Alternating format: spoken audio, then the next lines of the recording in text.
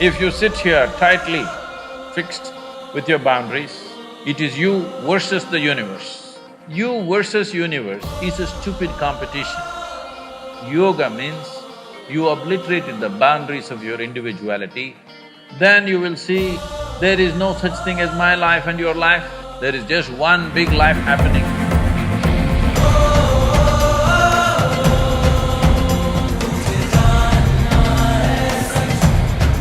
How can we explore every aspect of the life without being untouched and getting attached to all the compulsive activities? We say, I don't want to drink, but somewhere we are afraid that we will be addicted to it. My question is, how can we explore every aspect of life without being untouched? See, nobody says, I want to drink. Some people drink, some people don't. Some people who drink may drink for the pleasure of it. Some people who drink may drink because they want to drown something within themselves. Some people drink because everybody is drinking, it's an evolutionary it's an evolutionary issue, you know. When we were monkeys, if one did this, everybody did this.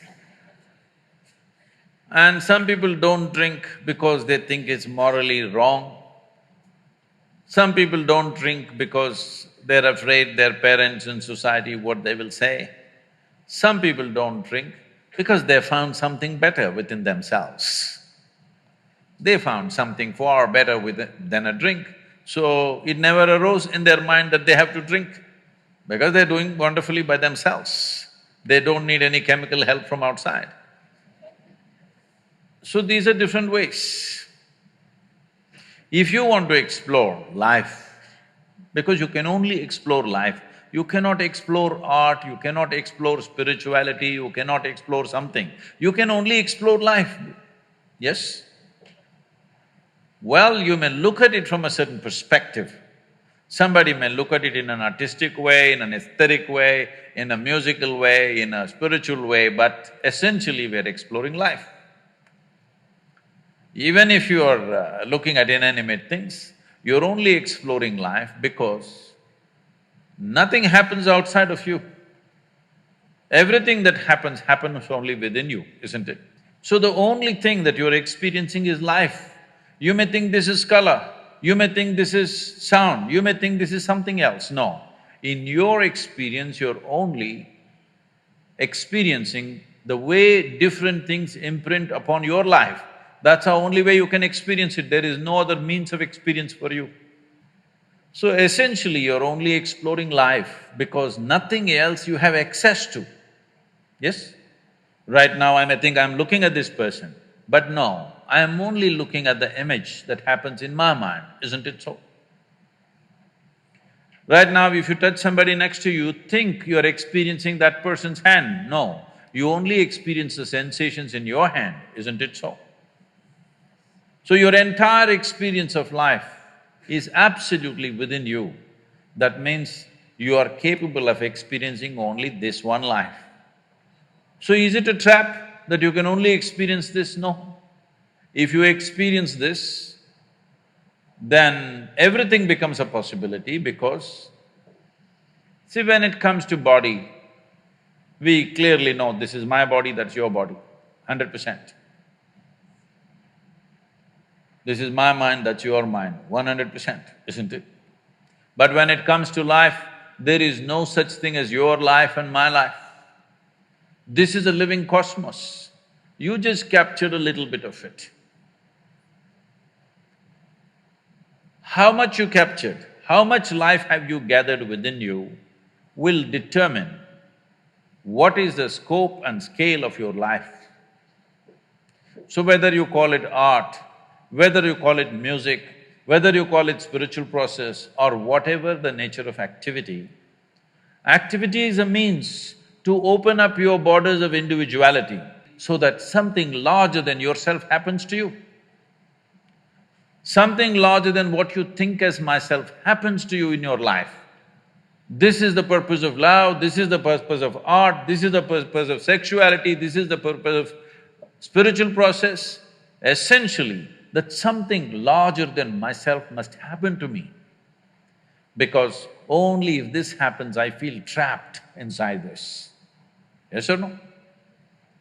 You interpret this in many different ways, but essentially what you're looking for is, you want to somehow go beyond the limitations of your own boundaries.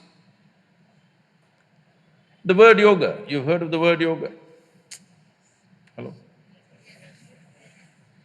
The word yoga means people think twisting and turning is not yoga. The word yoga means union. Union means if you sit here, there is you and the universe. If you sit here tightly fixed with your boundaries, it is you versus the universe. You versus universe is a stupid competition. Hello? Those of you who are like this all the time, it's an absolutely idiotic competition between you and the universe. If you have any sense, you don't compete with the universe because you're a small speck in this universe. How do you compete? This is what individuality means. Individuality means you are head-on with the universe. Yoga means you obliterated the boundaries of your individuality. The distinction between what is you and what is the universe has gone down considerably. If you sit here, what is you and what is everything else is about the same in your experience. If this happens to you, then you will see there is no such thing as my life and your life. There is just one big life happening. This experience is needed. A tremendous experience is needed within you if you want to create something fantastic. If you want to create something brilliant, something unique, something truly of some significance, you need an experience. It's important that there is an experience of exuberance, joy, profoundness. But right now in the world, a whole lot of people think only in misery you can be profound. Because it is true that for most people, their pain is the most profound experience of their life. If we just stick a pin into you, just a pin, not a sword, just a pin, the pain goes to the core, isn't it? Hello? Just a little pin, 1-inch pin, if I stick it, so deep. So pain becomes profound much more easily. So a lot of people think pain is the source of profoundness. This has to change. To know profoundness of joy, to know profoundness of love, to know profoundness of exuberance and intensity of life, it takes something more.